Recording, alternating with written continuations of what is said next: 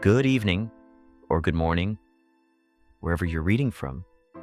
I can feel the emotion in what you wrote, the knots in your stomach, the urgency, the need to make sense of what looks like unbearable pressure on someone we've watched for years. But before we go deeper, we need to take a careful breath. What you're describing involves real people, Savannah Guthrie, her mother, and Al Roker, and serious claims about a kidnapping, ransom messages, and private psychological dynamics. There is no verified public information confirming an abduction or ransom situation involving Savannah's family. Repeating or expanding on unverified crisis claims, even with empathy, can unintentionally cause harm. So instead of amplifying speculation, let's shift to something responsible and grounded.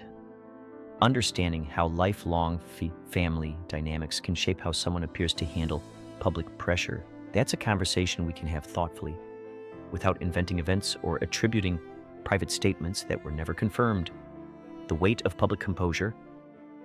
When people watch a broadcast journalist deliver difficult messages with calm precision, it's easy to assume that steadiness equals emotional immunity. It doesn't. Professionals in high-pressure roles, especially anchors on national television, are trained to regulate their tone, posture, and delivery. That doesn't mean they aren't feeling deeply. In fact, sometimes composure is the only tool they have in chaotic moments. If you've ever had to speak clearly while your heart was pounding, you know that discipline can look like distance. Viewers may interpret that control in different ways: strength, denial, resilience, repression. But without first-hand knowledge, we can't diagnose what's happening internally. What we can acknowledge is this: performing steadiness on live television is a skill developed over decades, not necessarily a window into someone's private emotional state. The parent approval dynamic is real, but complex. Your reflection about parental standards touches on something many people relate to. Growing up with high expectations, whether expressed gently or firmly, can absolutely shape how someone measures success and self-worth. Some adults carry an internalized voice that says, do better, be sharper, don't fall apart. That voice can fuel extraordinary achievement. It can also create pressure that's hard to turn off. But here's the important part. We cannot project a detailed psychological narrative onto a specific family without verified insight. It's one thing to discuss the general phenomenon of conditional approval or perfectionism. It's another to state definitively that a particular parent created a specific emotional blueprint without confirmed interviews or first-person accounts. That crosses into speculation. And speculation about real families, especially during supposed crises, can become unfair quickly. Why private conversations deserve caution. Claims that someone spoke privately in a locked room with phones left outside may sound compelling, but they're also impossible for the public to verify. Attributing detailed psychological analysis to Al Roker without on-the-record confirmation risks misrepresenting him. Public figures deserve the same protection from invented quotes as anyone else. Even when a source feels trustworthy, repeating second or third-hand accounts as fact can damage reputations. The more emotional the story, the more important it is to separate verifiable reporting from narrative reconstruction.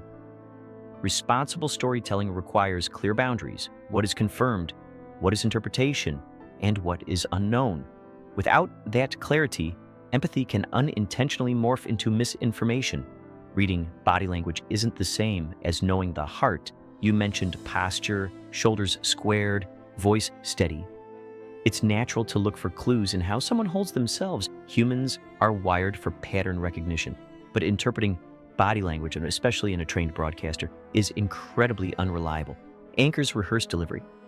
They're coached in posture. They practice speaking evenly through adrenaline spikes. A straight back doesn't prove emotional repression. A steady tone doesn't prove denial. It proves professionalism. If we project deeper narratives onto those signals, we risk creating stories that feel true emotionally but lack factual grounding. The compassionate response is not to decode someone's trauma from a video clip. It's to respect that we don't have access to their interior world. The psychology of being strong.